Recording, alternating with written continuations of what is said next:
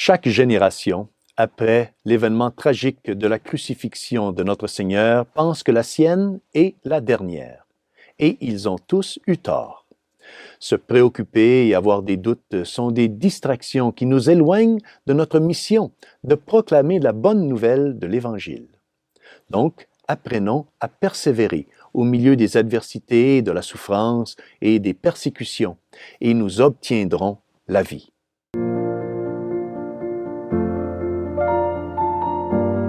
Chers frères et sœurs, Salve Maria!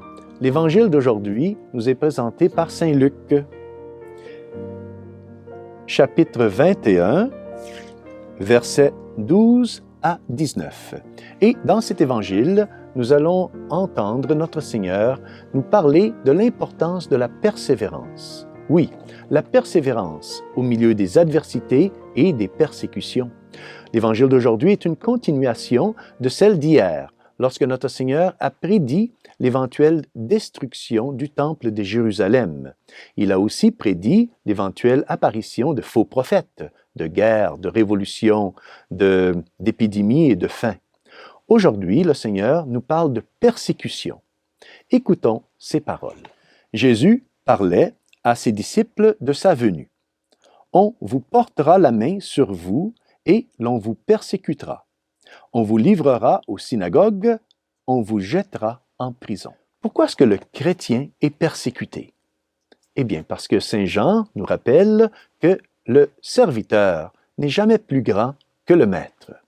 Et notre Seigneur, encore, dans Saint Jean, nous dit que de la même façon qu'ils m'ont persécuté moi, eh bien, ils vous persécuteront vous aussi. Mais le Seigneur, il nous dit de ne pas nous inquiéter. N'ayez pas peur, dit le Seigneur.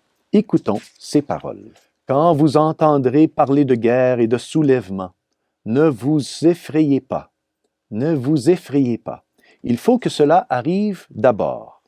Il faut que cela arrive d'abord. Pourquoi est-ce qu'il faut qu'il y ait des persécutions? Pourquoi est-ce qu'il faut qu'il y ait de la souffrance?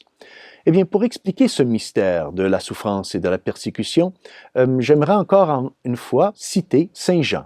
Saint Jean qui nous donne la belle image de la femme qui va enfanter. C'est notre Seigneur qui donne cette image-là. Et notre Seigneur, il explique que malgré les souffrances terribles de la femme qui va enfanter, ces souffrances ne sont pas un signe de la mort. Au contraire, c'est un signe de vie. Et donc, les souffrances ne sont pas une raison pour la femme d'avoir peur, mais d'avoir espérance.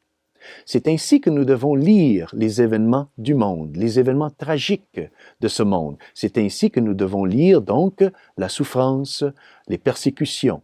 Et si nous réussissons à lire donc les persécutions dans cette optique d'une femme qui va enfanter, eh bien cela va nous donner et nous obtenir la paix.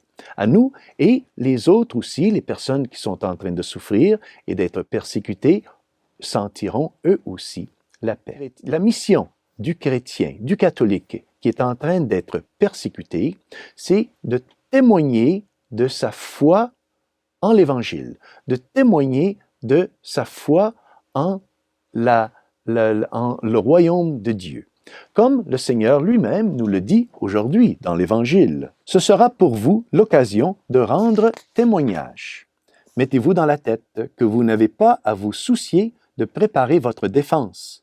Moi-même, je vous inspirerai un langage et une sagesse. Donc, le Seigneur est en train de nous encourager ici à avoir courage dans le milieu des adversités, dans le milieu des souffrances et même des persécutions, et de voir dans ces événements tragiques, enfin, des événements qui sont permis par le Seigneur afin que nous puissions témoigner de notre foi, de témoigner du royaume de Dieu. Donc, l'apparition des faux prophètes, des guerres, des révolutions, des famines, même des maladies, ne sont que des signes d'enfantement. N'ayons pas peur et donc n'ayons pas crainte. C'est permis par le Seigneur.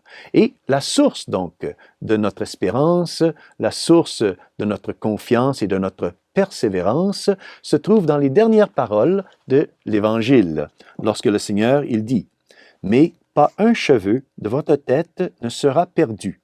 C'est par votre persévérance que vous obtiendrez la vie. » C'est par votre persévérance que vous obtiendrez la vie. Donc, demandons à Notre-Dame de nous aider à grandir dans la persévérance, afin que lorsque nous sommes pressés par la souffrance, par les tragédies, les difficultés de la vie, nous puissions élever notre regard vers l'espérance et voir dans la persécution un appel à une plus grande pratique de la vertu. Et que Dieu Tout-Puissant vous bénisse, au nom du Père, du Fils et du Saint-Esprit.